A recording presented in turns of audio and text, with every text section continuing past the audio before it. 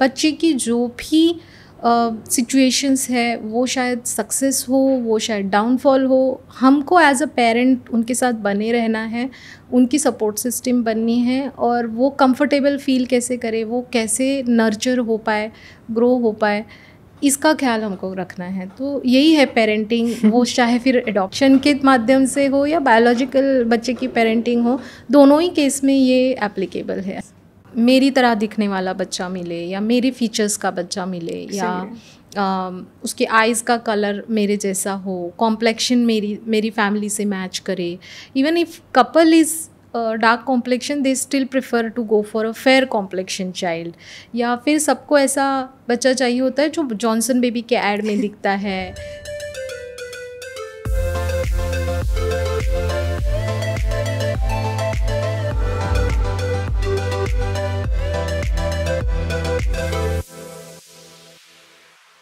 Imperia connects के इस episode में आपका स्वागत है।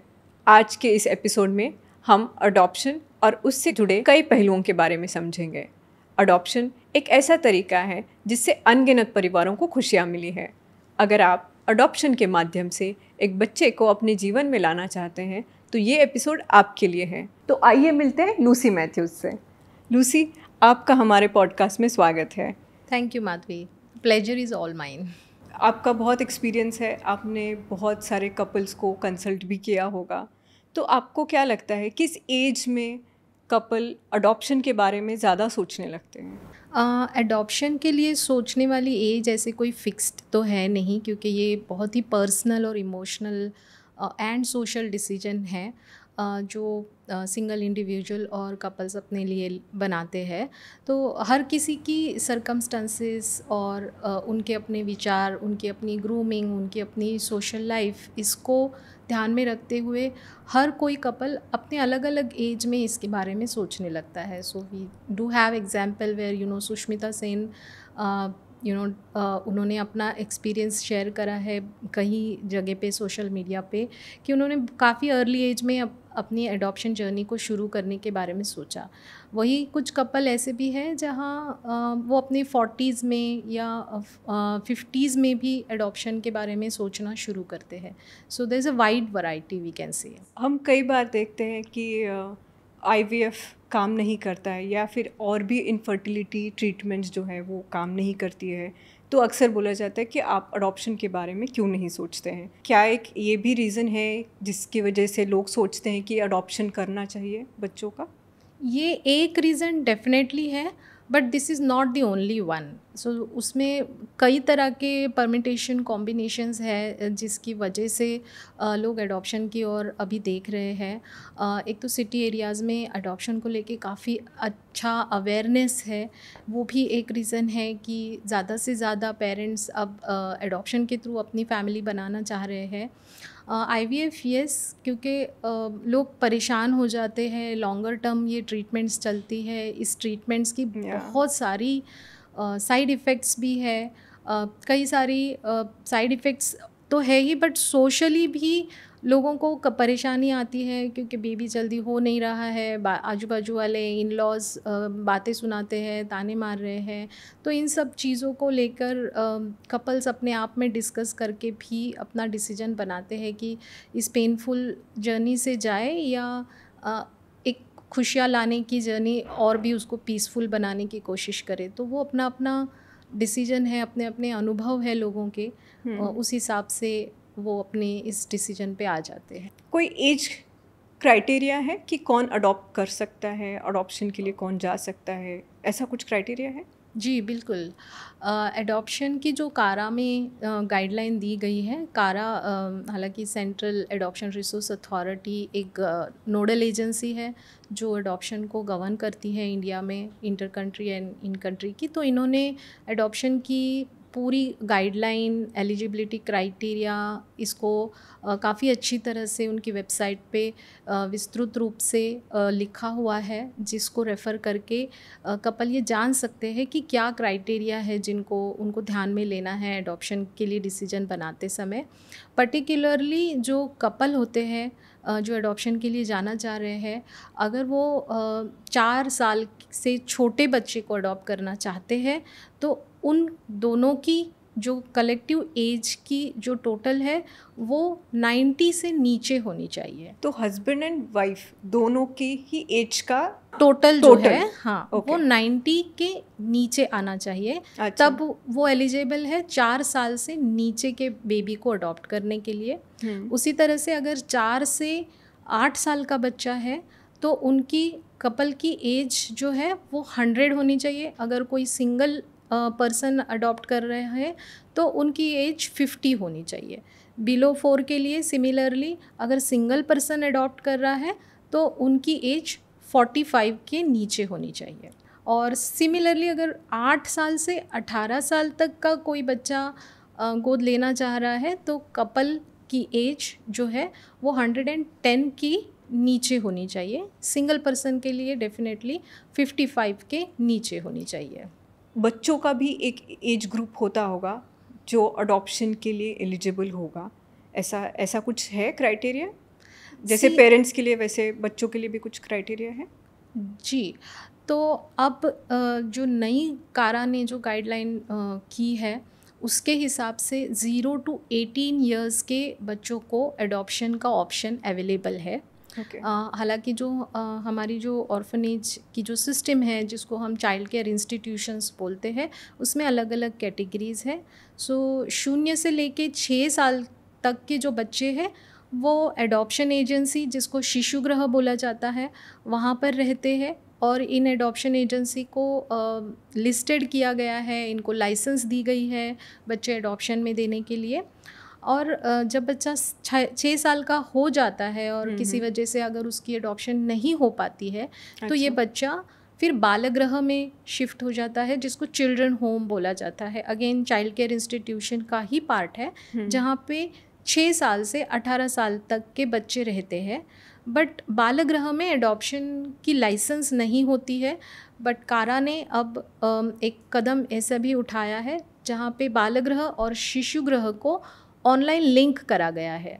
अच्छा। जिसके कारण जो 6 से 18 साल के बच्चे हैं उनके लिए भी अब एडॉप्शन का ऑप्शन ओपन हो चुका है और एक परमानेंट रिहैबिलिटेशन की तरफ हम इन बच्चों को लेकर जा सकते हैं इस माध्यम से। तो जब कपल अडॉप्शन के बारे में सोचता है क्या इंडिविजुअल भी अडॉप्शन कर सकते हैं? जी बिल्कुल। सो सिंगल पर्सन अगर उनकी मैरिज किसी वजह से सक्सेसफुल नहीं हुई है और वो डिवोर्सी है तो वो भी अडॉप्ट कर सकते हैं। सिर्फ क्राइटेरिया है ये है कि अगर सिंगल मेल है तो वो फीमेल बच्ची को शायद अडॉप्ट नहीं कर पाएंगे। अच्छा। उनको मेल बेबी के लिए ही सोचना होगा। ऑन द कॉन्ट्ररी अगर फीमेल सिंगल इंडिविजुअल है तो वो मेल या फीमेल कोई भी बच्चे को अपना सकते हैं। घर में बच्चा होता है तो एक माँ बाप ही नहीं एक पूरी फैमिली एक फ़ौज उनके पीछे रहती है। तो फैमिली को अपने फ्रेंड्स को इन्वॉल्व करना, उनकी राय लेना कितना ज़रूरी है इस विषय में? नहीं, ये बहुत ज़्यादा ज़रूरी है क्योंकि एक तो पहले ये तो प्रोसेस का पार्ट ही है क्योंकि एडॉप्शन की जब प्रोसेस चलती है, आपका जब रजिस्ट्रेशन होता है कारा में, डॉक्यूमेंट सबमिशन होता है तो एक बहुत इम्पॉर्टेंट पार्ट होता है होम स्टडी रिपोर्ट। और ये होम स्टडी रिपोर्ट आप जो भी अडॉप्टिव प्रोस्पेक्टिव अडॉप्टिव कपल है उनके घर पे सोशल वर्कर विज़िट करते हैं, उनकी फैमिली से बात करते हैं, उनके फ्रेंड सर्कल नेबरहुड में बात करते हैं और ये जानने की कोशिश करते हैं कि फैमिली और सोसाइटी कितनी तैयार है इस बच्चे को एक्सेप्ट करने के लिए, अपनाने के लिए।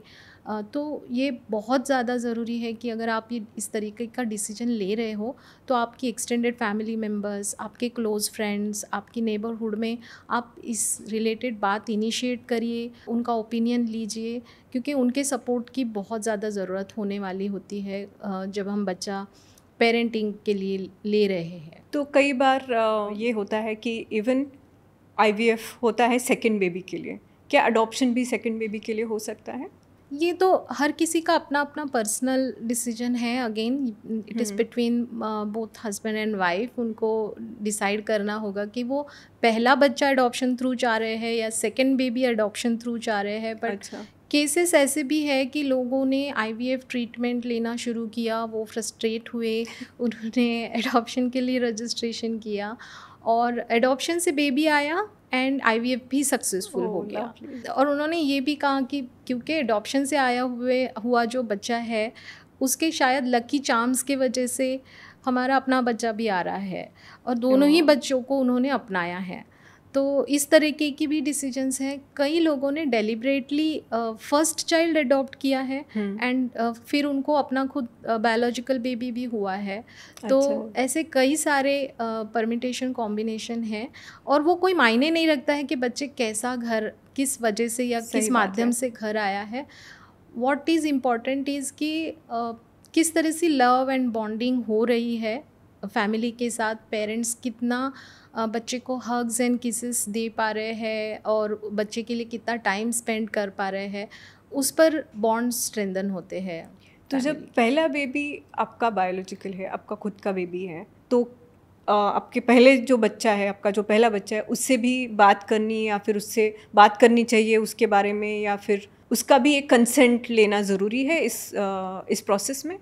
जी, अगर बायोलॉजिकल बच्चा 7 साल की उम्र का है तो उस बच्चे का रिटन कंसेंट भी एक मैंडेटरी डॉक्यूमेंट है ओह, एडॉप्शन की ओके। प्रोसेस में।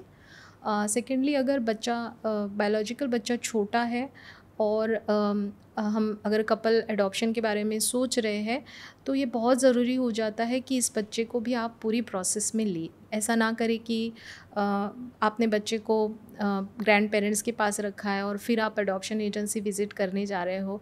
अगर हो सके तो इस बच्चे को भी आप पूरी प्रोसेस का पार्ट बनाइए, ताकि जो सिबलिंग राइवलरी है वो कहीं ना कहीं कम हो जाए और जो नया आने वाला बच्चा है उसको भी उतना ही अपनापन मिले। ये हो गया जब आपके पास में एक बेबी है। आपके एनजीओ में आपने बहुत ट्विन्स देखे होंगे, सिबलिंग्स देखे होंगे, तो उनका भी अडॉप्शन होता है? जी जी बिल्कुल। इनफैक्ट पूरी एडॉप्शन प्रोसेस इस तरह से गवर्न होती है कि जहाँ पे ये ख्याल रखा जाता है कि सिबलिंग या ट्विन्स अगर है तो वो हो सकता है कि एक ही फैमिली में प्लेस हो जाए, ताकि उनका जो वो ब्लड रिलेशनशिप है वो कहीं टूटे नहीं। तो ऐसी स्पेसिफ़िक एक कैटेगरी भी कारा ने मेंशन करी है। जब कपल रजिस्टर करते हैं उनके पास चॉइस है कि वो एक बारी में सिंगल बेबी को अडॉप्ट करना चाह रहे हैं या वो 2 या 3 बच्चों के सिबलिंग ग्रुप के लिए जा सकते हैं। ओह, तो ओके। पेरेंट्स अपना डिसीजन बना सकते हैं कि उनको अगर पॉसिबल है फिनेंशियली एंड मेंटली फिज़िकली, अगर वो एक साथ में मल्टीपल बच्चों को अगर गोद ले सकते हैं तो उस तरीके से वो अपनी प्रेफरेंस में भी डाल सकते हैं। और इसका एक बेनिफिट ये है कि जो सीनियरिटी वेट लिस्ट है उसमें भी ये थोड़े आगे बढ़ सकते हैं। Of course it depends on the availability of the children in कारा वेबसाइट। जिनका ख्याल रखना ज़रूरी है, जिनको अटेंशन ज़रूरी है, जिनको केयर ज़रूरी है, ऐसे ही बच्चे आपने देखे होंगे, तो इनका भी अडॉप्शन होता है? जी बिल्कुल। और ये एक बहुत ही सुखद अनुभव है जब स्पेशल नीड बच्चे के लिए पेरेंट्स अपने मन के द्वार, अपने घर के द्वार खोलते हैं।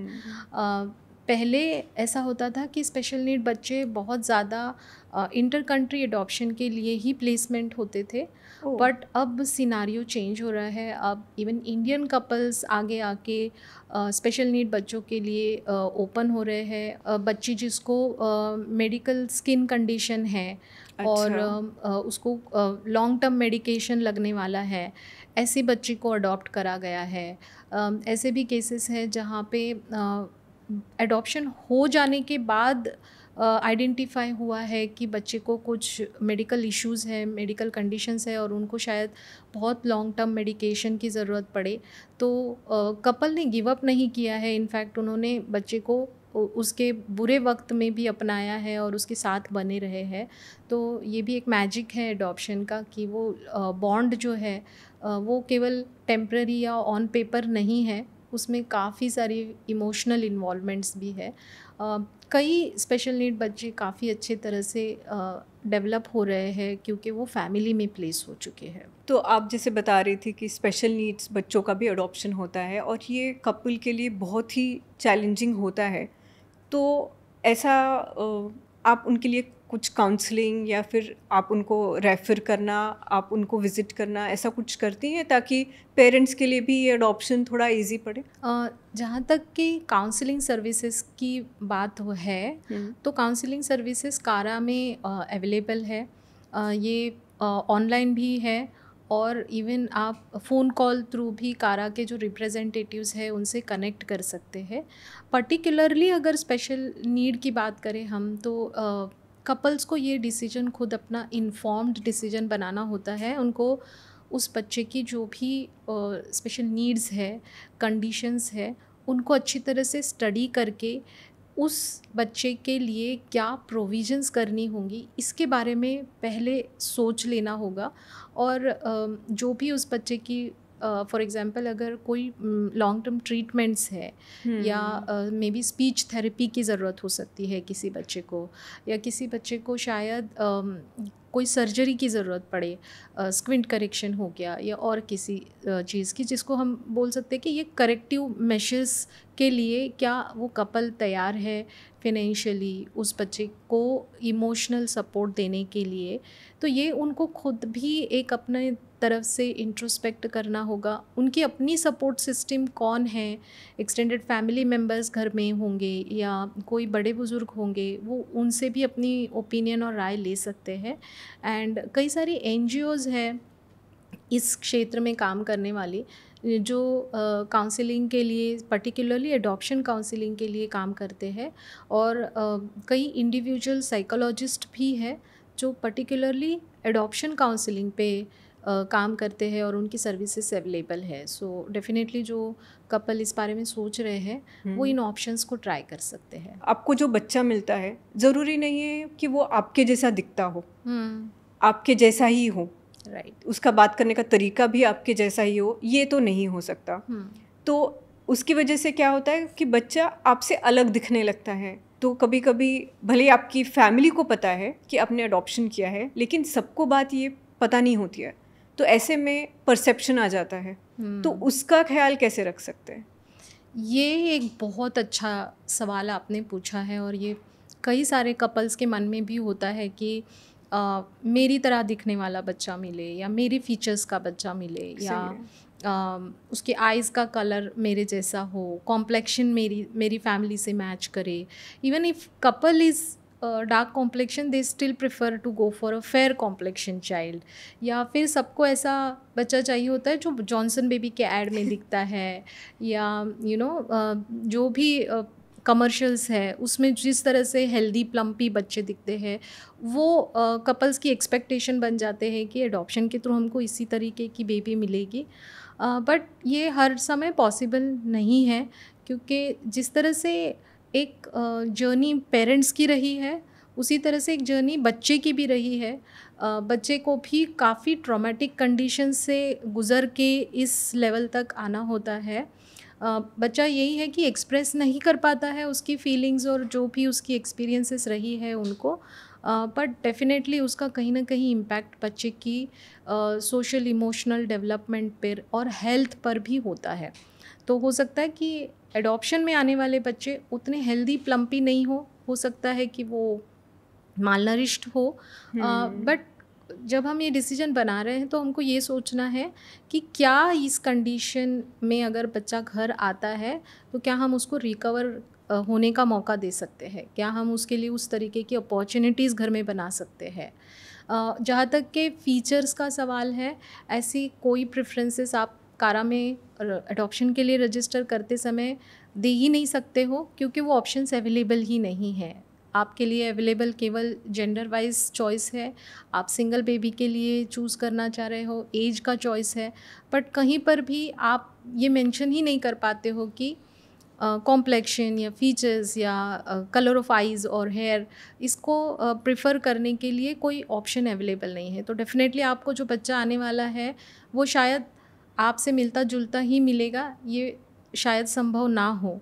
बट मैं अपने अनुभव से जो भी केसेस मैंने देखे हैं या जो फैमिलीज़ से मैं मिली हूँ, ये अगेन इसमें कोई लॉजिक या रैशनल थॉट प्रोसेस नहीं है, बट कुछ समय बाद आप ये मेकआउट ही नहीं कर पाते हो कि ये बच्चा अडॉप्टेड है या बायोलॉजिकल है।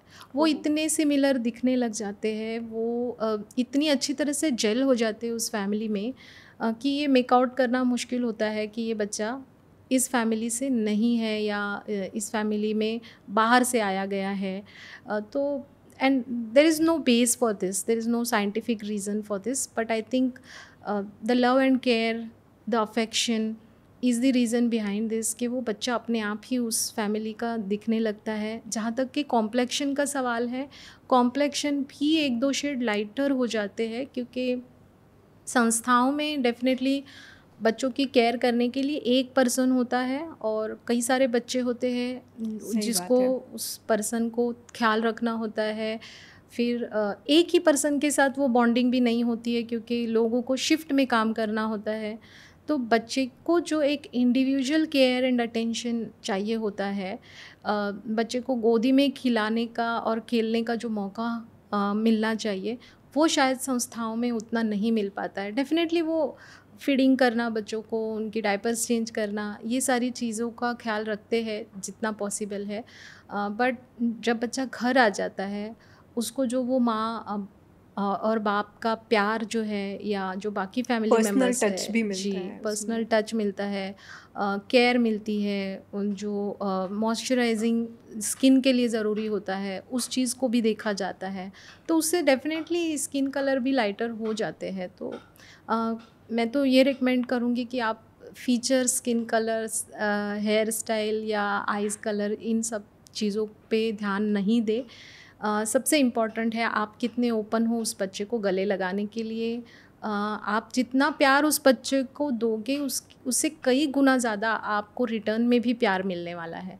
और ये जो लव की भाषा है वो काफ़ी है बाकी सारे डिफरेंसेस को दूर रखने के लिए। क्या बात है। ये तो पता चला कि अगर छोटे बच्चे हैं उनको अडॉप्ट किया गया तो ये केयर, ये सब पर्सनल टच, ये लव, ये सब देने के बाद में बच्चा ये हो अपने आपके जैसा दिखने लगेगा, आपके जैसा इवन बिहेव करना चालू करेगा जी। क्योंकि वो आपको देखेगा, आपकी तरह कॉपी करने का ट्राई करेगा। सबकॉन्शियस माइंड में आ जाता है बच्चे का भी, और वो बच्चे वैसे फॉलो करना चालू कर देते, तो वो बहुत कपल की तरह दिखना चालू करेंगे। जब बड़े बच्चों का अडॉप्शन होता है तो फैमिली में एडजस्ट होना, फैमिली के साथ रहना, अभी एक आपके पास में माता पिता है उनके साथ में रहना, ये बहुत ही लंबा प्रोसेस होता है, उनको समझना। और ऐसे में आप जो बोलते हैं कि एक टाइम के बाद में बच्चा अपने पेरेंट्स के जैसे दिखता है, बात करता है, उनको फॉलो करता है, तो ये प्रोसेस जो है वो थोड़ी ज़्यादा टाइम टेकिंग होती है, ज़्यादा लंबी हो जाती है। तो ऐसे में अगर कोई उनको बोलता है कि अरे ये तो आपके जैसे दिखता ही नहीं है, अरे ये तो आपके जैसे बात भी नहीं करता है, तो ये जो परसेप्शन आता है ऑब्वियसली वो बच्चे को बहुत ही ज़्यादा हर्ट करता होगा, बिकॉज़ वो भी एक बैकग्राउंड से आया है जो इतना भी खुशी वाला माहौल नहीं था। ये बहुत ही ट्रॉमेटिक हो सकता है, उनका बैकग्राउंड भी बहुत ट्रॉमेटिक हो बच्चे का। तो ऐसे में जो ये परसेप्शन आता है तो वो भी बहुत ही इम्पैक्ट करता है बच्चों के लिए। तो पेरेंट्स को आप कैसे तैयार करने के इसके लिए कैसे तैयार करती हैं?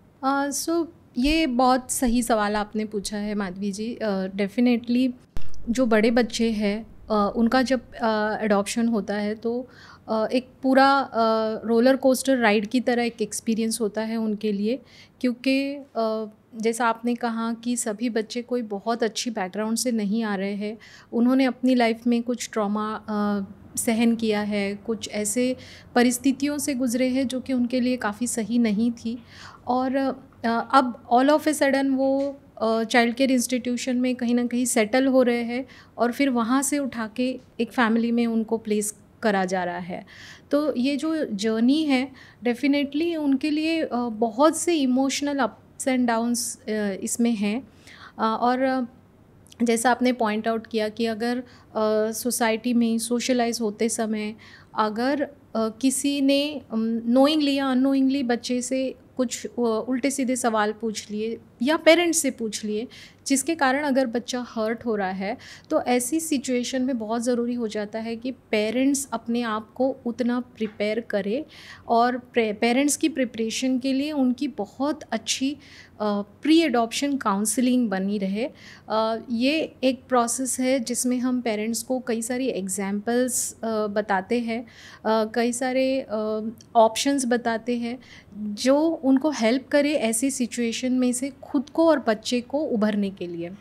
फॉर एग्ज़ाम्पल मैं बताना चाहूँगी कि जो एक एडॉप्टिव पेरेंट्स थे, उन्होंने बच्ची को घर ले आए और आते ही उन्होंने एक वेलकमिंग पार्टी रखी थी, काफ़ी सारे गेस्ट को बुलाया था, और इस गेस्ट के दौरान कुछ लोग ऐसे भी थे कि जो नहीं जानते थे कि ये बच्ची एडॉप्शन के थ्रू घर आई है, और इस तरीके की माहौल में अननोइंगली किसी ने बच्ची के फादर से बच्ची के सामने ही पूछ लिया कि ये बच्ची तो आपकी तरह दिखती ही नहीं है।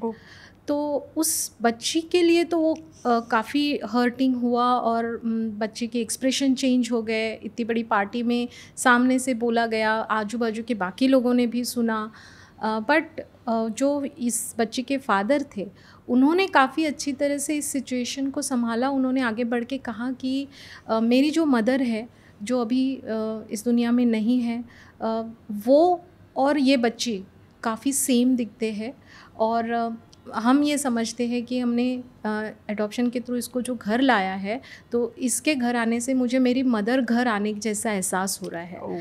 तो उन्होंने इतनी ब्यूटीफुली इस चीज़ को संभाल लिया, और वो बच्ची को भी अपनापन महसूस कराया, उस सामने वाले पर्सन को भी सही से जवाब दे दिया, और जो एक जिसको बोलते हैं ना कि बिलोंगिंगनेस वाला फीलिंग उस बच्चे में जगाने के लिए उन्होंने इस तरीके से उस सिचुएशन को संभाला। तो इस तरह छोटी छोटी बातें कितनी इम्पोर्टेंट होती है, ये बिलोंगिंगनेस फील कराना। It is outstanding, it is something else. या इट्स वेरी नाइस। बट उसी के साथ में पेरेंट्स की प्री काउंसलिंग में इस चीज़ को भी ख्याल रखना पड़ेगा कि जो बच्चे की ट्रिगर पॉइंट्स है या बच्चे की जो ट्रॉमा कंडीशंस है, उसका सही अनुमान पेरेंट्स को अगर हो तो काफ़ी बेहतर है, क्योंकि कई बार सब चीज़ें शायद उस केस फाइल में नोट डाउन नहीं भी हो। कुछ ऐसे अननोन ट्रिगर पॉइंट्स भी हो सकते हैं जो कि शायद बाद में ही पता चले। अगेन मैं फॉर एग्ज़ाम्पल देना चाहूँगी कि कपल घर ले आए बच्चे को, उन्होंने अगेन बहुत वेलकमिंग का पार्टी रखा, केक वगैरह ऑर्डर हुआ था, एंड केक्स पे जब कैंडल लिट हुई, तब ऑल ऑफ अ सडन उस बच्ची ने उस केक को फेंक दिया, and she was so arrogant, and उसने मतलब बहुत सीन क्रिएट किया। तो मेहमानों के सामने बच्ची इस तरह से बिहेव कर रही है, ये पेरेंट्स के लिए भी काफ़ी सरप्राइजिंग था। एंड देन उन्होंने बच्ची को बोलना शुरू कर दिया, उसकी तो बिहेवियर में ही प्रॉब्लम है, हो सकता है उसकी मेंटल कंडीशन ठीक नहीं है। बच्चे के लिए टैगिंग करना शुरू हो गया।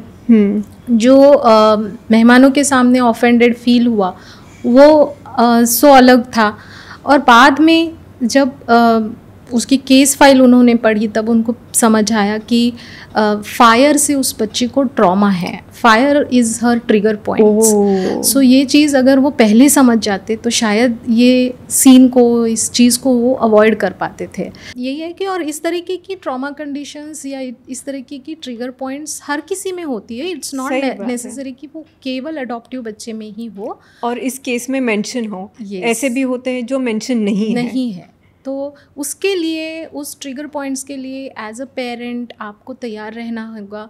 बच्चे की जो भी सिचुएशंस है, वो शायद सक्सेस हो, वो शायद डाउनफॉल हो, हमको एज अ पेरेंट उनके साथ बने रहना है, उनकी सपोर्ट सिस्टम बननी है, और वो कंफर्टेबल फील कैसे करे, वो कैसे नर्चर हो पाए, ग्रो हो पाए, इसका ख्याल हमको रखना है। तो यही है पेरेंटिंग, वो चाहे फिर एडॉप्शन के माध्यम से हो या बायोलॉजिकल बच्चे की पेरेंटिंग हो, दोनों ही केस में ये एप्लीकेबल है। फैमिली का इनकम कितना है, उनके पास में घर है या नहीं है, ये कितना मायने रखता है? सो देखिए, कारा की जो गाइडलाइन दी गई है या जो एलिजिबिलिटी क्राइटेरिया मेंशन है, उसमें तो इस तरीके की क्लॉजेस नहीं रखी है कि फैमिली का कोई पर्टिकुलर इनकम हो या उनके पास कोई पर्टिकुलर प्रॉपर्टी हो या कोई स्पेसिफिक इंश्योरेंस हो। बट जब होम स्टडी रिपोर्ट बनाई जाती है कोई सोशल वर्कर के द्वारा और पूरी ही प्रस्पेक्टिव अडॉप्शन की फ़ैमिली को स्टडी किया जाता है, उस समय वो ज़रूर ये देखते हैं कि बच्चे की हित में क्या चीज़ें अवेलेबल है उस घर में। तो ये पूरा जो प्रोसेस होता है अडॉप्शन का, क्या उसका भी कुछ खर्चा है? जी, डेफिनेटली। सो रिकमेंडेड यही है कि जो कारा की वेबसाइट में प्रिस्क्राइब्ड खर्चे दिए गए हैं, जैसे चाइल्ड कॉर्पस फंड है, लीगल फ़ीस है, होम स्टडी के लिए एक्सपेंसेस है, और पोस्ट एडॉप्शन जो पोस्ट एडॉप्शन की जो प्लेसमेंट है उसके बाद में जो फॉलोअप विज़िट्स है उसके लिए जो खर्चे होने हैं, ये सारा कुल मिलाकर करीब करीब 45,000 तक के खर्चे एक एडॉप्शन की केस में हो सकते हैं। अगर ये इंटर कंट्री एडॉप्शन है तो $5,000 तक ये एक्सपेंसेस जा सकते हैं। इसमें थोड़ा बहुत कम ज़्यादा होना पॉसिबल है, क्योंकि अगर आपकी एडॉप्शन एजेंसी किसी दूसरे स्टेट में स्थित है तो आपको शायद ट्रैवल में और ख़र्चा लग जाए, आपको 2 या 3 बार वहाँ जाना पड़े, कोर्ट मैटर के लिए कई बार विज़िट करना पड़े।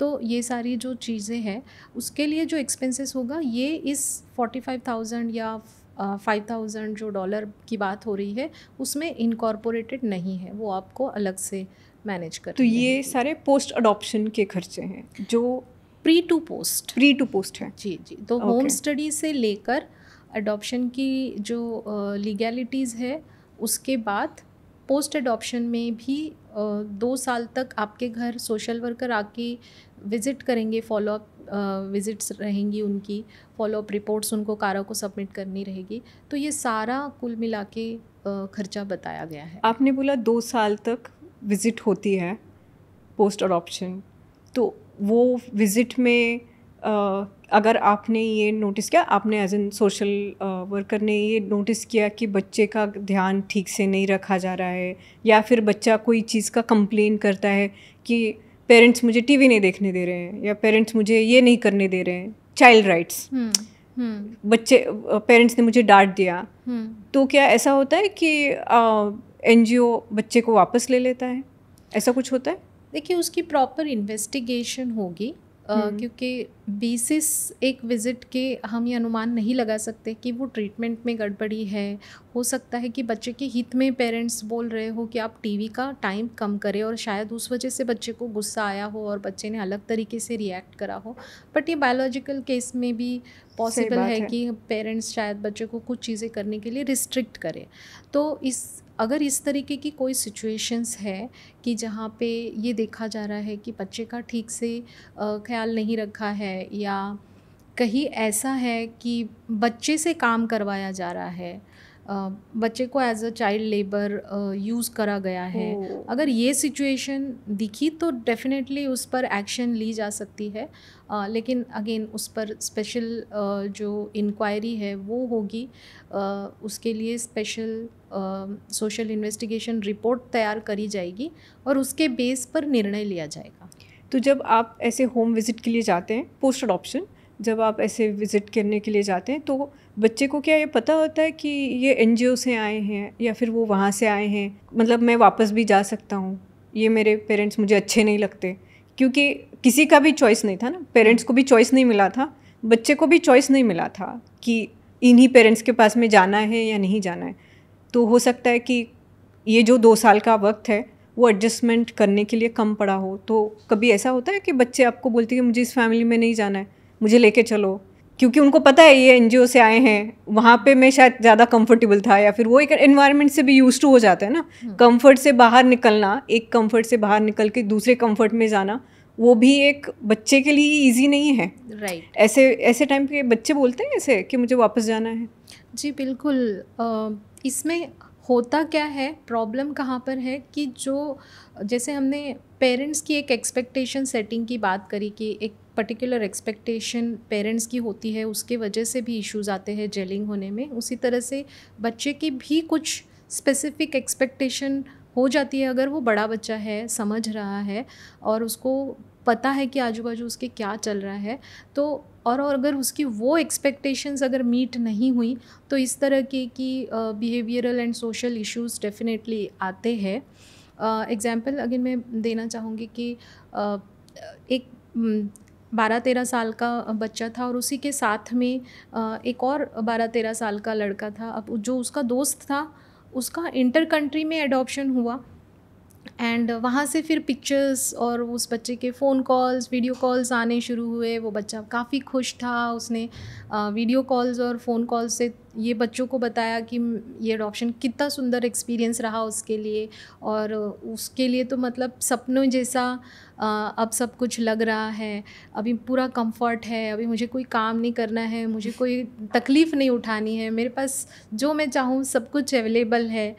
तो उसी तरीके की एक्सपेक्टेशन जो बाकी बच्चों में है वो सेट हो गई। अब ये जो उसका दोस्त था जो संस्था में था उसका अडॉप्शन इन कंट्री में हुआ। तो वो कोई मध्य प्रदेश की स्टेट से था, उसका अडॉप्शन मुंबई की फैमिली में हो गया।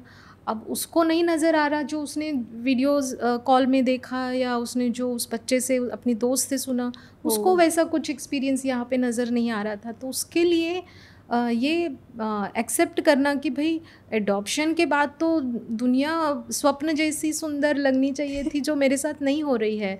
मेरे पेरेंट्स तो मुझे ऐसे ही दिख रहे जो मेरे केयर टेकर की तरह दिखते हैं। तो ये सारी एक्सपेक्टेशन जो उसकी थी वो कहीं कहीं मीट नहीं हुई और उसके वजह से उसके बिहेवियरल इश्यूज आने लगे। सो इसमें बहुत ज़रूरी हो जाता है कि एक सही तरीके की इंडिविजुअल काउंसलिंग उस बच्चे को मिले और इसके लिए सिस्टम इन प्लेस है। डिस्ट्रिक्ट चाइल्ड प्रोटेक्शन ऑफिसर सभी डिस्ट्रिक्ट्स में अवेलेबल है, जिनके यूनिट में पर्टिकुलरली काउंसिलर है और ये जो DCPU district child protection officers है ये कारा की जो प्रोसेसेस है उसके एक बहुत बड़े स्टेक होल्डर है। सो इनसे मदद ली जा सकती है। जो बड़े बच्चों की अडॉप्शंस हो रही है उनके साथ एक 1-to-1 डिस्कशन होके जो फैमिली है उनके बारे में बच्चे को अवेयर करना और एक सही तरीके की एक्सपेक्टेशन बच्चे के मन में भी बनाना, ये बहुत इम्पॉर्टेंट हो जाता है जब ओल्डर बच्चों का अडॉप्शन होता है। क्या आप बता पाएंगी कि कारा का रोल क्या है अडॉप्शन में और किस तरह से कारा बच्चों के लिए और पेरेंट्स के लिए इम्पोर्टेंट है? जी बिल्कुल। सो कारा बेसिकली एक सेंट्रल एडॉप्शन रिसोर्स अथॉरिटी है, एक स्टैट्यूटरी बॉडी है जो ministry of women and child development के अंतर्गत काम करती है। और कारा भारत में एक नोडल एजेंसी है एडॉप्शन को गवर्न करने के लिए। सो जो भी एडॉप्शन की गाइडलाइन है, उसके रिलेटेड लॉज है, उसके रिलेटेड एसओपीज़ है, ये सारी कारा के थ्रू डिज़ाइन करी गई है। और जैसे कारा एक सेंट्रल लेवल पे काम करती है उसी तरह से कारा के जो स्टेक होल्डर्स है वो स्टेट लेवल, डिस्ट्रिक्ट लेवल और ब्लॉक लेवल पर भी अवेलेबल है। इसका एक बहुत इम्पॉर्टेंट पार्ट है चाइल्ड वेलफेयर कमेटी, जो कि जो बच्चे एडॉप्शन के लिए एलिजिबल है उनको legally free for adoption declaration करने का जो रोल है या जो ऑर्डर्स है वो चाइल्ड वेलफेयर कमेटी के द्वारा पास होते हैं। तो इस यंत्रणा में कई सारे स्टेक होल्डर्स हैं और इसलिए ये ज़्यादा एश्योर हो जाता है कि जो बच्चा आपके घर आने वाला है उस बच्चे के जो बायोलॉजिकल पेरेंट्स के राइट्स हैं वो आपके घर में बच्चा आने के पहले ही टर्मिनेट हो चुके हैं और अब लीगली आपको जो बच्चा मिला है उसकी पूरी राइट्स मिलती है। उसी तरह से बच्चे के लिए जैसे एक बायोलॉजिकल बच्चे के लिए अधिकार होते हैं किसी भी फैमिली में इंक्लूडिंग इनहेरिटेंस, सिमिलर अधिकार एडॉप्टिव बच्चे के लिए भी बन जाते हैं। तो ये बहुत ज़रूरी है कि लोग लीगल एडॉप्शन के थ्रू ही बच्चे की एडॉप्शन करें। कई सारी इलीगल प्रैक्टिसेस भी चल रही है जिस पे कारा कंट्रोल लगाने की भी कोशिश कर रहे हैं। कई सारे रूल्स एंड रेगुलेशन फॉर्म हुए हैं और जो कारा की नई ऑनलाइन प्रोसेस मेथड है ये भी उसी का नतीजा है कि जो लीगल एडॉप्शन है उस पर कहीं ना कहीं कंट्रोल बनाया जाए और केवल लीगल वे से अडॉप्शन करे जाए इस कंट्री में। आपने बोला था कि ट्विंस का अडॉप्शन होता है, चाइल्ड विद स्पेशल नीड का अडॉप्शन होता है, सिंगल चाइल्ड का अडॉप्शन होता है। ये अडॉप्शन के अलग अलग प्रकार है या इसके अलावा भी कारा की वजह से कारा ने इसको और भी डिफ़ाइन करके कुछ अलग तरीके के अडॉप्शन प्रोसेस बनाई हैं? जी बिल्कुल, कारा में रिलेटिव अडॉप्शन के बारे में बात करी गई है, फॉस्टर केयर के बारे में बात करी गई है। इसके अलावा कारा में इंटर कंट्री की अडॉप्शन की भी प्रोविजंस है। सो ये कई सारे टाइप है जिसके थ्रू अडॉप्शन के नंबर्स जो है और भी बढ़ सकते हैं। और रीसेंट डेवलपमेंट ये है कि पहले जो बच्चों की कैटेगरी थी जो अडॉप्शन के लिए एलिजिबल हुआ करते थे वो केवल 3 थी, जैसे orphan, abandoned and surrender. So orphan वो जिनके माता पिता नहीं हैं, रिलेटिव्स नहीं हैं, और उनको CWC यानी चाइल्ड वेलफेयर कमेटी ने legally free for adoption declare किया है। सरेंडर वो बच्चे हैं जो कि माता पिता जो बायोलॉजिकल है उन्होंने किस वजह से उन बच्चों को गिव अप कर दिया है।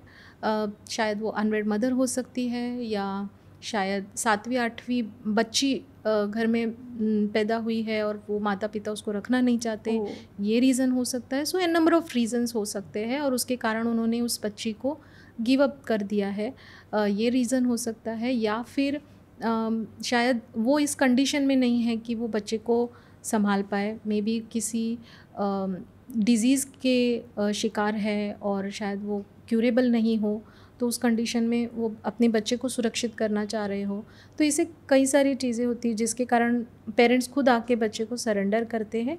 और तीसरी कैटेगरी होती है जहाँ पे पेरेंट्स अननोन है, एब्सकॉन्डिंग है, या उन्होंने बच्चे को मंदिर में या किसी पब्लिक प्लेस में छोड़ दिया है और फिर पुलिस द्वारा उस बच्चे को लाया गया है। तो ये 3 टाइप के जो बच्चे हैं वो अब तक एडॉप्शन की पूल में आते रहे हैं। अगेन इनकी भी एक स्पेसिफिक प्रोसेस है कि 60 डेज़ तक उन बच्चों के जो बायोलॉजिकल पेरेंट्स हैं और रिलेटिव्स हैं उनको खोजने की कोशिश होती है पुलिस द्वारा, न्यूज़ चैनल्स द्वारा, और अगर ये कोशिश नाकामयाब होती है तब चाइल्ड वेलफेयर कमेटी इस बच्चे को legally free for adoption declare करती है। अब कारा ने एक स्टेप और अहेड जाके ऐसे बच्चे जो संस्थाओं में रह रहे हैं और उनके पेरेंट्स अगर किसी वजह से अनफिट है, या उन बच्चों को शायद कोई सालों तक मिलने नहीं आया है, तो उन बच्चों को भी क्या अडॉप्शन की पूल में लाया जा सकता है, इसके लिए एक नया प्रावधान किया है।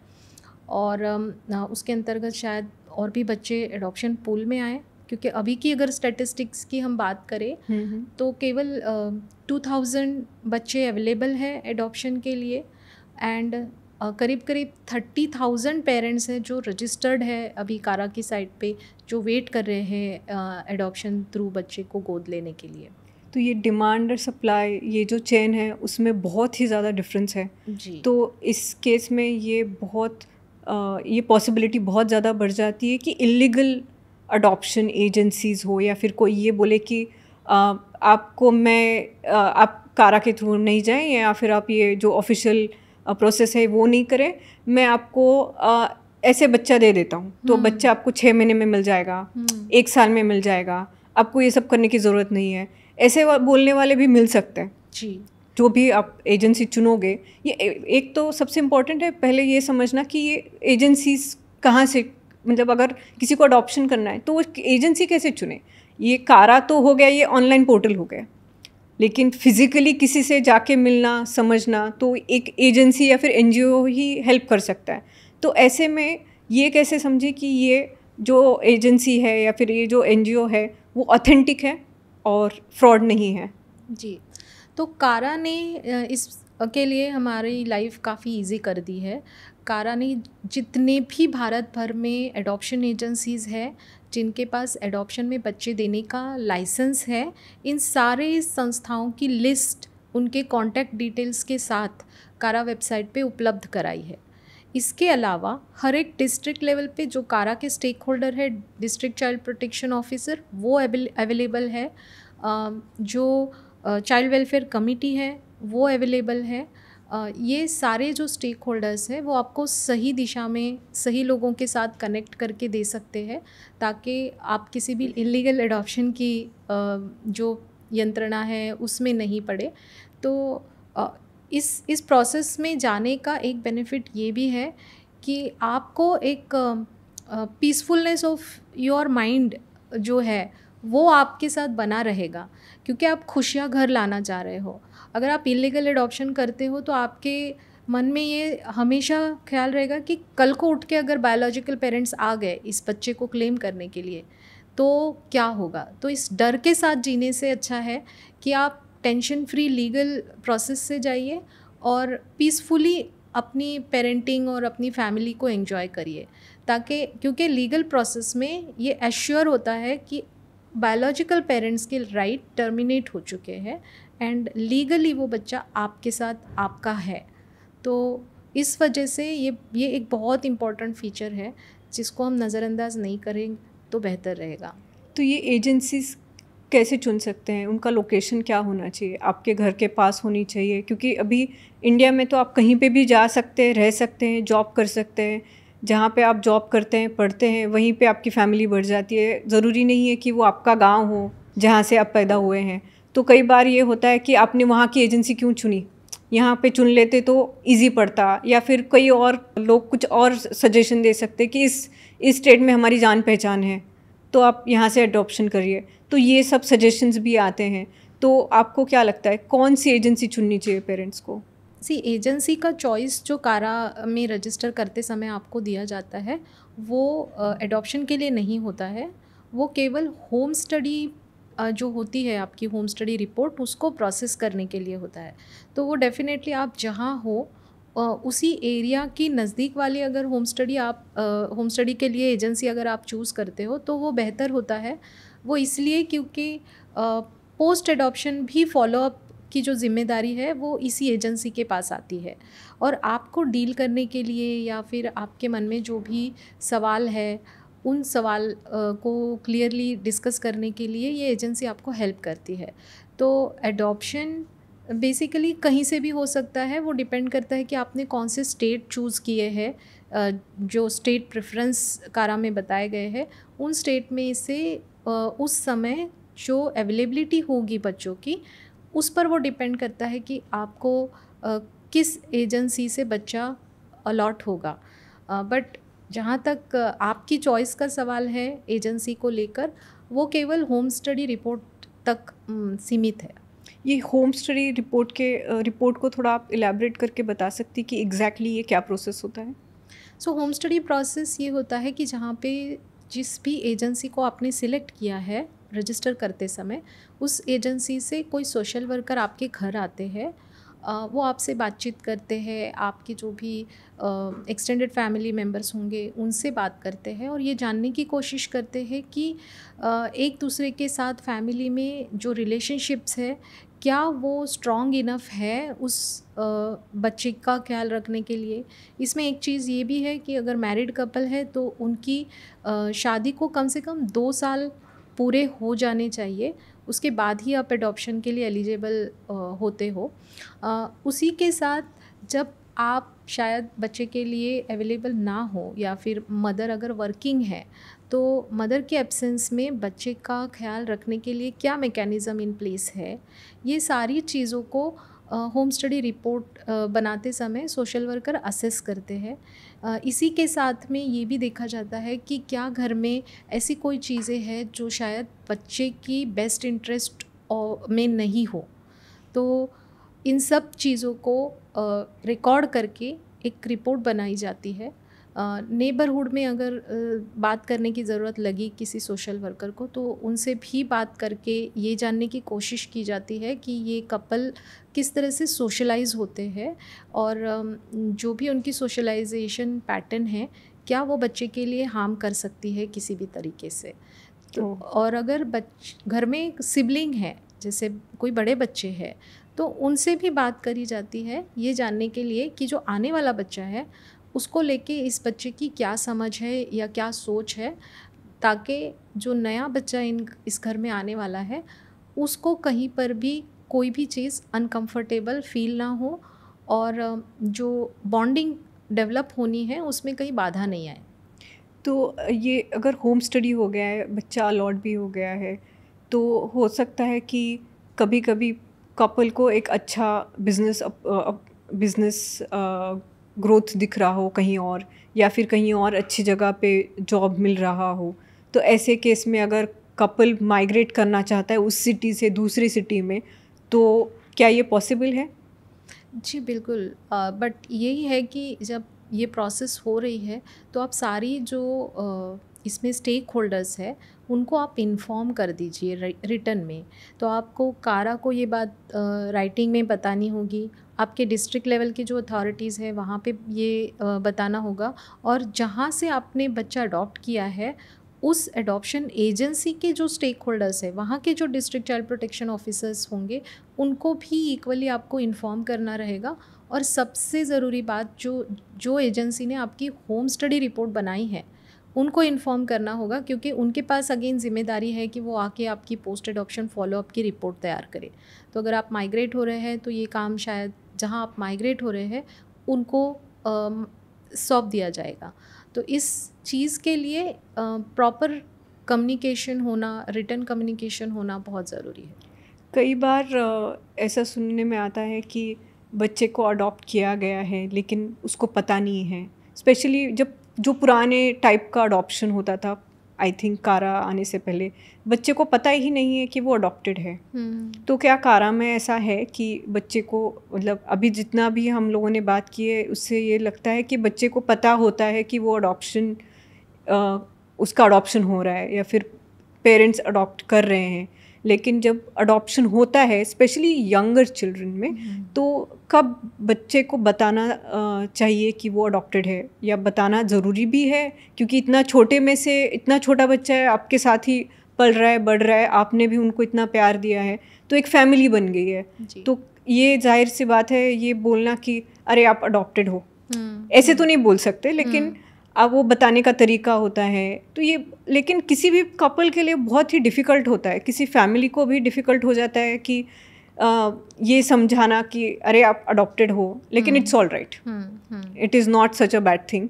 तो ये ज़रूरी है बच्चे को बताना कि आप अडॉप्टेड हो? जी, रेकमेंडेड तो यही है कि आप बच्चे से एक ट्रांसपेरेंट और ट्रस्टवर्दी रिलेशनशिप को डेवलप करें। और अगर आपको बच्चे के साथ एक ट्रांसपेरेंट और ट्रस्टवर्दी रिलेशनशिप रखनी है तो कोई चीज़ आप सीक्रेट नहीं रखें तो बेहतर होगा, क्योंकि कई सारे ऐसे एग्जाम्पल्स भी हुए हैं जहाँ ये बात बच्चे से छुपाई गई है, और जब बाद में उस बच्चे को किसी तरह से पता चला तो उस बच्चे के लिए एक वो ट्रॉमा कंडीशन बन गई। कुछ बच्चों ने अलग अलग तरीके का सहारा लिया, कुछ बच्चों ने घर छोड़ दिया, कुछ बच्चों ने ड्रग्स तक की कोशिश की है लेने की, इस ट्रॉमा से उभरने के लिए। तो बेहतर यही है कि हम बच्चे को बता दें, उनसे कोई बात नहीं छुपाए, और ये रेकमेंडेड भी है कि आप एक ट्रांसपेरेंट रिलेशनशिप रखें। जहाँ तक सवाल है ओल्डर बच्चों का, तो वो तो अपने कंसेंट के साथ ही आ रहे हैं तो उनको तो पता ही है। जहाँ छोटे बच्चों की एडॉप्शन हो रही है, तो जैसे जैसे बच्चा ग्रो हो रहा है, कोई एक पर्टिकुलर एज नहीं है, बट जैसे जैसे बच्चा ग्रो हो रहा है, आप बच्चे से कम्युनिकेट कर पा रहे हो, आप बच्चे को स्टोरी सुना रहे हो, बच्चा आपकी बात को सुन पा रहा है, समझ पा रहा है, तो उसी वक्त आप इस बात को भी बता दीजिए कैजुअली। इसको इतना स्पेशल बनाए ही नहीं कि इसमें हाइड करने जैसा कुछ लगे। जब बच्चा इस थॉट के साथ ग्रो करेगा, जहाँ पर उसको पता है कि एडॉप्शन भी एक ज़रिया है फैमिली को ग्रो करने का, जैसे नेचुरल बर्थ है, जैसे हम नेचुरल डिलीवरी और सीजरियन डिलीवरी में डिफरेंस नहीं करते, एग्जैक्टली उसी तरह से एडॉप्शन भी एक वे है, way of bringing child into the family. अगर इस बात को हम बच्चे के मन में सही तरीके से उतार पाए तो उतनी डिफ़िकल्टी नहीं आएगी। डेफ़िनेटली बच्चे की एज के हिसाब से हमको बात करनी रहेगी। जब बच्चा बहुत छोटा है, आपको सॉफ्ट वर्ड यूज़ करके कि आपकी मम्मी शायद कोई और थे, बट आज आप मेरे हो, तो वो बिलोंगिंगनेस हमेशा आप बनाए रखिए। जब आप इस चीज़ को बात कर रहे हो, आप बच्चे को गोद में लीजिए, आप बच्चे के पास बैठिए, और सबसे इम्पॉर्टेंट बात है कि आप अनकंफर्टेबल नहीं हो ये बातें बच्चे से कम्युनिकेट करते समय। क्योंकि अगर आप इस कहीं आंखें चुरा रहे हो या कहीं इस सवाल को टालने की कोशिश कर रहे हो, तो बच्चा आपकी अनकही बातें भी समझ जाएगा। भले ही आप वर्ड्स शुगर कोटेड यूज़ कर रहे हो, बट अगर आपके जेस्चर कुछ और बोल रहे हैं तो बच्चा वो नहीं सुनेगा जो आप बच्चे को सुना रहे हो। बच्चा वो देख रहा है और समझ रहा है जो आपकी कंडीशन हो रही है अंदर से। तो बेटर है कि आप काफ़ी कंफर्टेबल हो जाए इस चीज़ को लेकर, काफ़ी कैजुअल वे में आप बच्चे को ये बताएं कि आपकी मम्मी शायद कुछ इस बुरे हालात में हो सकती है कि वो आपका ख्याल नहीं रख पा रही थी, और उनके लिए भी ये हार्ड डिसीजन था क्योंकि आप इतने एडोरेबल हो कि आपसे कोई अलग तो हो ही नहीं सकता है। तो शायद आपकी मम्मी के लिए बहुत हार्ड डिसीजन रहा है आपसे अलग होना, और आपको सेव करना उनके लिए प्रायोरिटी थी। तो आपकी सेफ्टी को उन्होंने पहले इम्पोर्टेंस दिया है, और शायद ये शायद भगवान का प्लान हो सकता है कि आप हमारे घर आए हो, तो और अब आप हमारे हो। तो ये बच्चे को फील कभी भी नहीं होना चाहिए कि वो अनवांटेड था या उसको फेंक दिया गया है, छोड़ दिया गया है। सो आप किस तरीके की वर्ड्स यूज़ कर रहे हो, क्या टर्मिनोलॉजी यूज़ कर रहे हो, और किस तरह से उस बच्चे को एक बिलोंगिंगनेस भी दे रहे हो ये बात करते समय, वो काफ़ी इम्पॉर्टेंट होता है। मतलब हम लोग एक स्कूल में हमारी संस्था के बारे में बता रहे थे, और डेफिनेटली CSA का काफ़ी काम रहा है अडॉप्शन के बारे में। तो जब हम ये बात कर रहे थे सारे बच्चों के साथ, तो उस क्लास में एक बच्चा खड़ा हुआ और उसने खुद सभी क्लास के सामने बोला कि मुझे अडॉप्ट करा गया था जब मैं बहुत छोटा बेबी था, और ये मुंबई की स्कूल में हुआ था, और उसको पुणे की एडॉप्शन एजेंसी से अडॉप्ट करा था। तो उसने अपनी स्टोरीज पूरी क्लास के सामने शेयर करी कि मेरे पेरेंट्स ने, मैं जब 3-4 महीने का था मुझे अडॉप्ट किया गया, और मेरे पेरेंट्स ने मुझे बहुत अच्छे से संभाला। हम लोग अभी मेरा बर्थडे सेलिब्रेट करने के लिए भी उस एडॉप्शन एजेंसी में जाते हैं। और उसने लास्ट में ये भी कहा कि उस एडॉप्शन एजेंसी से जितने बच्चे हैं, मैं प्रे करता हूँ कि उनको भी एक लविंग फैमिली मिले। तो आप इमेजिन कर सकते हो कि पेरेंट्स ने कितने अच्छे से बच्चे को ग्रूम किया है ताकि वो वर्ल्ड को फेस कर सकता है, कितनी भी डिफरेंसेस आए, कितने भी सार्केस्टिक कमेंट आए, he is strong enough to face everything. So this is called parenting. तो आप अगर एक नॉवेल्टी नहीं बनाएंगे इस चीज़ को लेके, तो डेफिनेटली चीज़ें आसान होगी आपके लिए भी, बच्चे के लिए भी।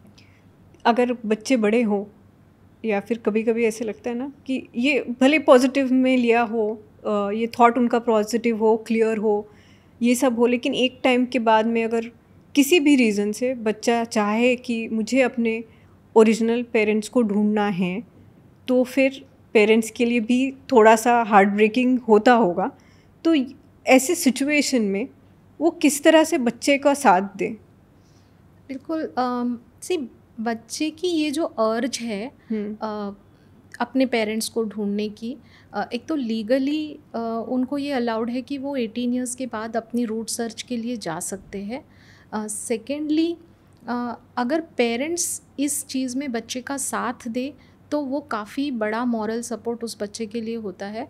बच्चा ऑलरेडी एक डायलेमा में है कि उसको जानना है कि वो कहाँ से ओरिजिन हो रहा है, बट एक पॉइंट पे पेरेंट्स को ये भी अंडरस्टैंड करना है कि बच्चे की ये जो अर्ज है वो इसलिए नहीं है कि वो इस फैमिली को छोड़ के अपनी बायोलॉजिकल फैमिली के साथ रहना चाह रहा है या वहाँ जेल होना चाह रहा है। वो केवल एक क्यूरियोसिटी है, और शायद वो क्यूरियोसिटी उस रूट सर्च के बाद ख़त्म भी हो जाए। तो कई सारे अडॉप्टीज़ हैं जिन्होंने रूट सर्च किया है, not to go and stay with the biological parents, but just उनको जानना था कि ऐसी क्या सर्कमस्टेंसेस रही या ऐसी क्या चीज़ें हुई जिसके कारण उनको एडॉप्शन के प्रोसेस में आना पड़ा। ये भी एक बात है। कुछ एडॉप्टीज़ ऐसे भी होते हैं जो रूट सर्च की बात से ही मुकर जाते हैं, उनको रूट अच्छा। सर्च करना नहीं है, ऐसा भी वो खुद ही बोलते हैं। वो बोलते हैं कि जिन पेरेंट्स ने मेरा पालन पोषण नहीं किया, मैं उनके बारे में कोई जानकारी नहीं रखना चाहता हूँ। जो आज मेरे पेरेंट्स हैं, जिन्होंने मुझे संभाला, पाला पोसा और बड़ा किया, मैं केवल उनके ही साथ रहना चाहता हूँ, उनकी ही बारे में सोचना चाहता हूँ। तो ऐसे दोनों तरीके की एडॉप्टीज हैं। और ये भी देखा गया है कि जो पेरेंट्स हैं जिन्होंने बच्चे को सरेंडर किया है, अगर उन्होंने कहीं ये लिख कर दिया है, फॉर एग्जांपल अगर अनवेड मदर है या कोई ऐसी मदर है जिसकी एक्स्ट्रा मैरिटल अफेयर की वजह से अगर ये बच्चा आया हुआ है, तो उस केस में अगर उस मदर ने उसकी आइडेंटिटी को डिस्क्लोज़ करने से मना किया है, तो शायद रूट सर्च करते समय भी उस बच्चे को उस फैमिली के या बायोलॉजिकल फैमिली के बारे में पता नहीं चल सकता है। तो ये एक पॉसिबिलिटी भी उसमें है। तो पेरेंट्स का रोल केवल यही रहेगा कि वो अपने बच्चों के साथ इस जर्नी में बने रहे। उनको जो भी मॉरल इमोशनल सपोर्ट की ज़रूरत है इस समय, उसमें वो उनके साथ रहे। कभी ऐसा होता है कि अडॉप्शन हो गया, उसके बाद में पेरेंट्स खुद बोलते हैं कि हमें ये बच्चा नहीं चाहिए, कभी ऐसा होता है? जी, बहुत बार स्पेसिफ़िकली ओल्डर केसेस में ये जो डिसरप्शन केसेस जिसको बोले जाते हैं, जहाँ पे बच्चा लौटा देने की चीज़ें हो रही है, वो अभी देखा गया है। और इसमें again proper expectation setting with both the parties, parents and children, हो नहीं पा रही है कहीं ना कहीं। तो उसके वजह से ये इश्यूज़ आते हैं। बट इसके लिए इलाज यही है कि एक पोस्ट एडॉप्शन काउंसलिंग मेकैनिज़्म बनाई जाए, जो कि कहीं ना कहीं कारा और इस क्षेत्र में काम करने वाले जो NGOs है, वो कोशिश कर रहे हैं इस चीज़ को लेके, ताकि इस प्रॉब्लम का कोई सोल्यूशन निकल पाए। दूसरी चीज़, जब ओल्डर चिल्ड्रन की एडॉप्शंस हो रही है, तो प्रॉपर जिसको बोलते हैं ना प्रिपरेशन करी जाए पेरेंट्स के लिए, कि वो एक सही तरीके की एक्सपेक्टेशन सेटिंग करे और एक डूज़ एंड डोंट्स जो चीज़ें उनको करनी ही है और नहीं करनी है, उसकी एक लिस्ट प्रिपेयर करके अगर उनको उससे अवगत किया जाए, तो शायद काफ़ी प्रॉब्लम कम हो सकती है। सिमिलरली बच्चे के लिए भी ये बहुत ज़रूरी हो जाता है कि उस पेरेंट्स के बारे में ज़्यादा से ज़्यादा जानकारी दे, और उस बच्चे की जो मानसिकता है उसको समझने के लिए पेरेंट्स की तैयारी हो। क्योंकि देखिए, बच्चा एक काफ़ी समय उसने संस्था में बिताया है, उसके आजू बाजू करीब 50 से ज़्यादा बच्चे रहे हैं, वो केओस, वो रूटीन, उसकी उसको आदत है। घर जाने के बाद एक 4-5 लोगों की फैमिली अगर है, तो वो एक बहुत बड़ा साइलेंस, जो कि लोनलीनेस के करीब जाने वाला है, इस तरीके का माहौल उस बच्चे के आसपास बन जाता है। दो मटेरियलिस्टिक चीज़ें हैं, कंफर्ट है, बट उसकी फ्रेंड्स जो है उसको उसने छोड़ा है। जो केयर टेकर, केयर गिवर्स संस्था में थे, उससे वो दूर आया है। तो बच्चे के लिए ये हार्ड टाइम है, एडजस्टमेंट करने के लिए टाइम लगेगा, और वो समय पेरेंट्स को भी धीरज रख के देना पड़ेगा। अगर पेरेंट्स 1 या 2 महीने में ही इसमें गिव अप कर दे, तो वो डिसरप्शन की केसेस बन जाते हैं।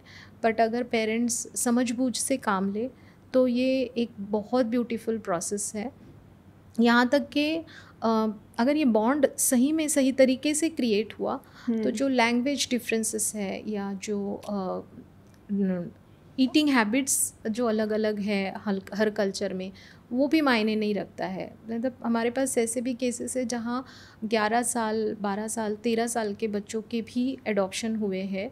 मतलब अगर आपने कभी सुना होगा कि सोलापुर में एक पंढरपुर नाम का प्लेस है, जो कि बहुत ही छोटा सा टाउन है, और उस संस्था में 11 साल की बच्ची जो रही है, जो केवल मराठी बोलती है, मराठी मीडियम स्कूल में पढ़ी हुई है, ऐसी बच्ची की जो कारा थ्रू मैचिंग है, वो चेन्नई के कपल द्वारा हुई। और ये चेन्नई के जो कपल थे, इनको हिंदी नहीं आती है, तो इनके लिए medium of language was only English, और इस बच्चे को इंग्लिश भी नहीं आती है। तो उन्होंने केवल ये सोच के आगे अपने कदम बढ़ाए कि ये जो प्लेस है पंढरपुर, वहाँ पे काफ़ी एक बड़ा देवस्थान है विट्ठल जी का। हाँ, विट्ठल और रुक्मिणी का। ये जो कपल थे इनकी बिलीफ सिस्टम है बालाजी में, तो उन्होंने वो को रिलेशन बना के अपना डिसीजन बनाया। उन्होंने जाके बच्चे से बात करी मतलब दोनों एक दूसरे को बातचीत से तो समझ नहीं पाए बेसिकली।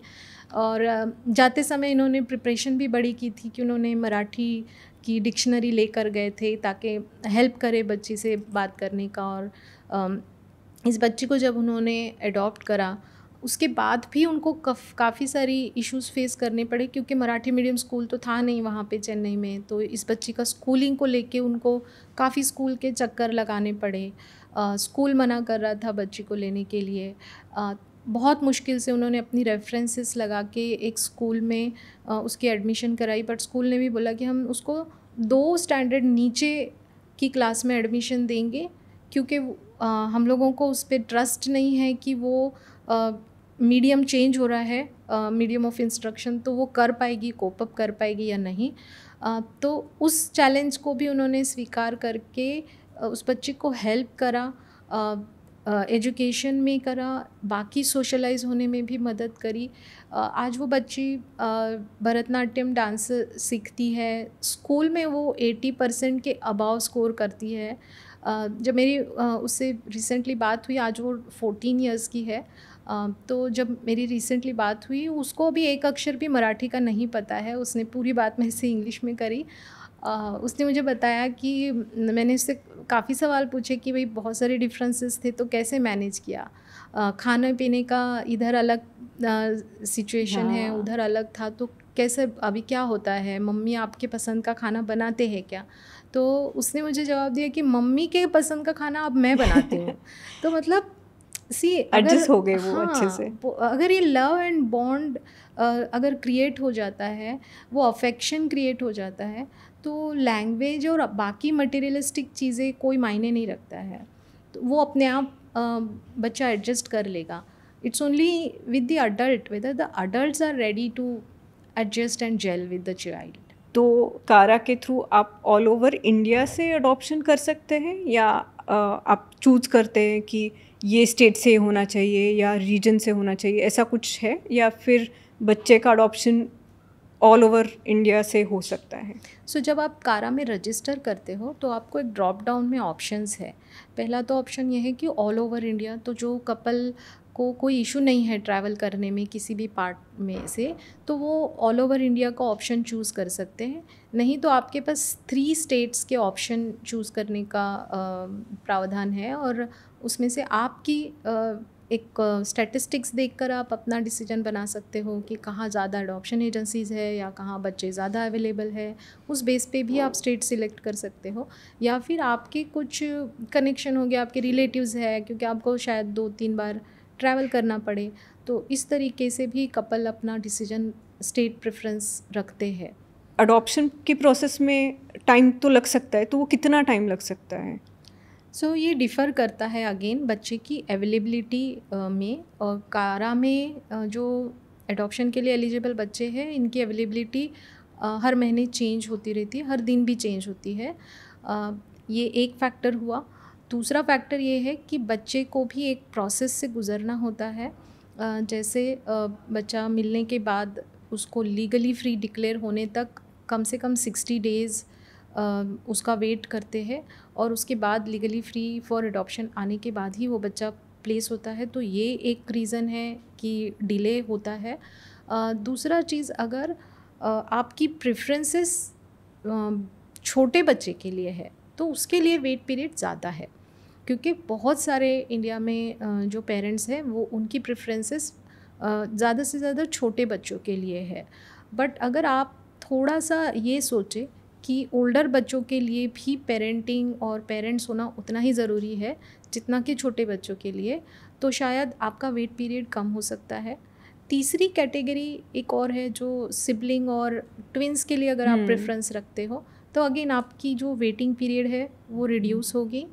और एक फीचर इसमें ये है कि हर फ्राइडे ड्यूरिंग ऑफिस आवर्स कारा में एक इमीडिएट प्लेसमेंट करके सेगमेंट आता है, जिसमें वो बच्चे उनका प्रोफाइल फ्लैश होता है जिनको शायद किसी वजह से एडॉप्शन में प्लेस करने में बहुत टाइम लग गया है एंड दे आर वेटिंग। सो अगर इस कैटेगरी में फ्लैश हो रहे बच्चों की प्रोफाइल और फ़ोटो देखकर अगर आपको उन बच्चों के साथ कनेक्ट फील होता है तो आपकी एडॉप्शन जस्ट 1 क्लिक अवे है। सो डेफिनेटली इन चीज़ों पे अगर पेरेंट्स सोचे तो वेट पीरियड कम भी हो सकता है। और स्पेसिफ़िकली मैं बात करूँगी कि अब जिस तरह से फंक्शंस हो रहे हैं या जिस तरह की प्रोविजंस कारा लेकर आ रहे हैं, जो ओल्डर बच्चे हैं वो एडॉप्शन की पूल में आने की जो संख्या है वो शायद बढ़ जाएगी। तो पेरेंट्स को भी प्रिपेयर होना होगा कि अगर वो ओल्डर बच्चों के लिए अपना मन बना ले, अपना डिसीजन बना ले, तो शायद वेट पीरियड काफ़ी कम हो सकता है। एक और अभी रीसेंट डेवलपमेंट जो जे एक्ट अमेंडमेंट हुआ है 2021 में, उसके बाद से जो इम्प्लीमेंट हो रहा है वो ये है कि पहले जैसे एडॉप्शन के जो केसेस थे वो डिस्ट्रिक्ट कोर्ट में चलते थे और काफ़ी पेंडेंसी रहा करती थी, बट अब ये मैटर जो है वो डिस्ट्रिक्ट मजिस्ट्रेट के पास डाइवर्ट करे गए हैं और इसके वजह से जो पेंडेंसी ऑफ केसेस है एडॉप्शन ऑर्डर इशू करने के लिए वो काफ़ी कम हो गई है। तो हो सकता है कि जो पूरी प्रोसेस में लगने वाला टाइम है वो भी कम हो जाए। तो ये काफ़ी एक वेलकमिंग चेंज है। Thank you so much Lucy for your valuable time and information. I am sure जो कपल अडॉप्शन के बारे में सोच रहा है उनके लिए ये काफ़ी फ़ायदेमंद रहेगा। तो आपसे हमें काफ़ी कुछ समझने मिला, ये जो कारा की जो पूरी प्रोसीजर है वो समझने को मिली। Thank you so much for your time and information. Thank you so much Lucy. Thank you Madhavi, मुझे यहाँ बुलाने के लिए और ये मौका देने के लिए। ये एक बहुत ही इमोशनल जर्नी है और कहीं ना कहीं अगर मैं किसी भी वजह से जो अडॉप्टिव पेरेंट्स हैं और जो एलिजिबल फॉर अडॉप्शन बच्चे हैं उनके लिए अगर एक मौका बनूं और ज़रिया बनूं कि वो अपनी फैमिली को ग्रो कर पाए, अपनी फैमिली को बढ़ा पाए, तो वो मेरे लिए एक बहुत ही प्राउड फीलिंग है। सो कभी भी अगर किसी को भी इस रिलेटेड कोई जानकारी चाहिए हो तो वो डेफिनेटली मुझसे रीच आउट कर सकते हैं।